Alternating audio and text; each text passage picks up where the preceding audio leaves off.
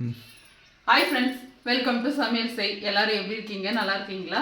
இன்னைக்கு வந்து பாத்தீங்கன்னா சமையல் எல்லாம் முடிச்சிட்டேங்க. என்னென்ன சமையல் சமைச்சிக்கிறேன் அப்படின்றத பார்க்கலாங்க. இங்க இருந்து பார்க்கலாம். சாதம் செஞ்சிருக்கேங்க. நல்லா உதிரியா சாதம் வடிச்சிட்டேன்.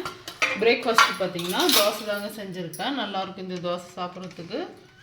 அடுத்ததா வாங்க இங்க பார்க்கலாம். இது வந்து பாத்தீங்கன்னா சொரக்காய் கிரேவி செஞ்சுருக்கேங்க. ஆல்ரெடி நம்ம சேனலில் ரெசிபி இருக்குது, கண்டிப்பாக பார்த்து செய்யுங்க. அப்படியே இங்கே பார்த்தீங்கன்னா ரொம்பவும் ஸ்பெஷலான மீன் குழம்பு தாங்க செஞ்சுருக்கோம். ரொம்ப நல்லாயிருக்கும். இது வந்து பார்த்திங்கன்னா நைட்டே செஞ்சுதுங்க மீன் குழம்பு. நைட் செஞ்சுட்டு காலையில் சாப்பிடும்போது டேஸ்ட் வந்து ரொம்பவே நல்லாயிருக்கும். மீனெல்லாம் பார்த்திங்கன்னா குழம்புல ஊறிட்டு ரொம்பவே நல்லாயிருக்குங்க. இது ரெசிபி வீடியோ வந்து எடுத்திருக்காங்க, அப்லோட் பண்ணுறேன். அடுத்ததாக பார்த்திங்கன்னா கத்திரிக்காய் புளி குழம்புங்க. ரொம்ப நல்லா இருக்குது. எண்ணெயெல்லாம் பார்த்திங்கன்னா கம்மியாக போட்டு சேர்த்தனால நல்லாயிருக்கும்.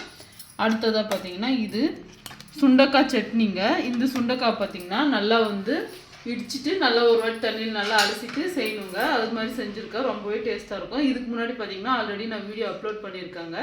அதில் வந்து பார்த்தீங்கன்னா காஞ்ச மிளகாய் சேர்த்து செஞ்சுருக்கேன். இதில் வந்து பச்சை மிளகாலாம் சேர்த்து செஞ்சுருக்காங்க. இதோட டேஸ்ட் வந்து கொஞ்சம் டிஃப்ரெண்ட்டாக இருக்கும்.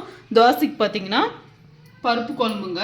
இது வந்து பார்த்தீங்கன்னா வேர்க்கடலை தேங்காய்லாம் போட்டு எப்பயும் சட்னி செய்வோம்ல, அந்த சட்னி. இது வந்து பீட்ரூட் பொரியலுங்க. பொரியல் செஞ்சுருக்கேன். இந்த பீட்ரூட் பொரியல் பார்த்தீங்கன்னா காய் வந்து கட் பண்ணிட்டு செய்யுதுங்க. ஒரு சிலர் திரும்பி செய்வாங்க.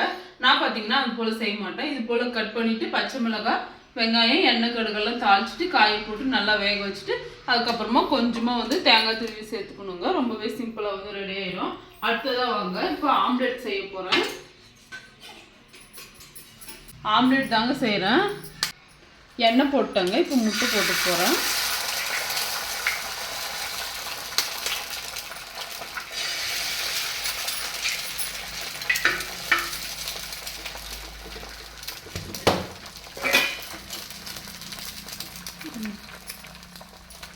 முட்டை நல்லா 2 முட்டை போட்டிருக்காங்க. போட்டு மேலே கொஞ்சமாக வந்து உப்பு லைட்டாக வந்து உப்பு போட்டுக்கிறேன்.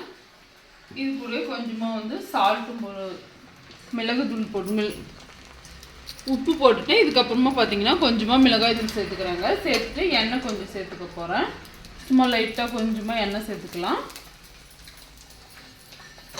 முட்டை நல்லா வெந்ததுக்கப்புறமா திருப்பி எடுத்தால் ஆம்லேட் ரெடிங்க. இது பார்த்தீங்கன்னா என் பையனுக்கு தாங்க செஞ்சுன்னு இருக்கிறேன். இது சமையல் செஞ்சாலே அவனுக்கு முட்டை இல்லாத சாப்பாடே இறங்காது. அதனால முட்டை வந்து செஞ்சுட்டே இருக்கிறேன். இந்த முட்டையில் பார்த்தீங்கன்னா வெங்காயம் பச்சை மிளகாய் இதெல்லாம் கூட போட்டு செய்வாங்க. அதுவும் பார்த்தீங்கன்னா டேஸ்ட் வந்து ரொம்பவே நல்லா இருக்குங்க. இப்போ என் பையனுக்கு பார்த்தீங்கன்னா இது போல் செஞ்சது தாங்க பிடிக்கும். அதனால நான் இது போல் செஞ்சுருக்கிறேன். இப்போ முட்டை வெந்ததுக்கப்புறமா திருப்பிக்கலாம்.